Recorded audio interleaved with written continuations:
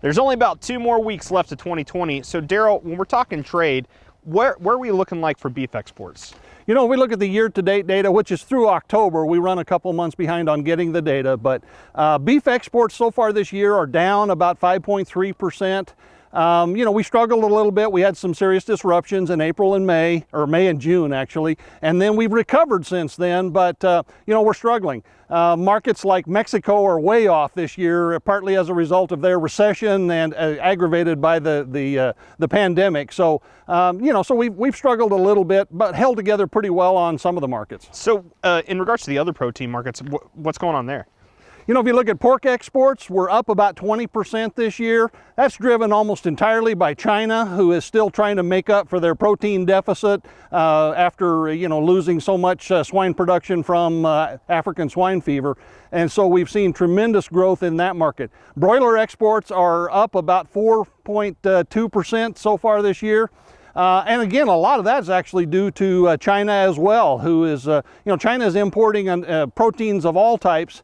And so they're our #2 broiler market, and they didn't import any broiler meat through October of last year. So, you know, so we see a lot of impact on all 3 of these markets really from China. So, you know, that's one side of the market. Let's move to the other in regards to imports. What are we looking like for beef? You know, we do import quite a bit of beef in the U.S. As a part of our complex product structure. Imports are up this year about 12%. You know, and again, that sort of reflects some of the disruptions related to the pandemic. We backed up a lot of cattle. They got heavy, they had extra fat on them, and we use imported lean in a lot of cases to support ground beef production when we have that excess fat. So now here at the end of the year, we're kind of coming back down to last year's levels, and we really expect that going into next year, we'll see the imports tail off and actually be down on a year-over-year basis. So like going into 2021 and with the news of a vaccine out, is that, do you foresee that like any impact in regards to COVID and how that's going to impact these trade markets at all?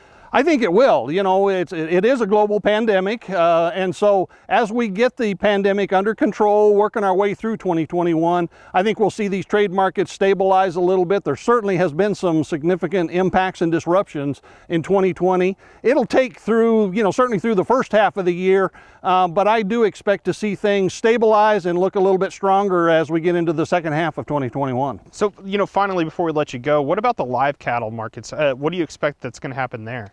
Well, as far as the trade picture, you know, in North America, we do import some cattle from both Canada and Mexico. We are getting more cattle from Mexico in 2020 for the first 10 months of the year. Imports from Canada are actually down a little bit.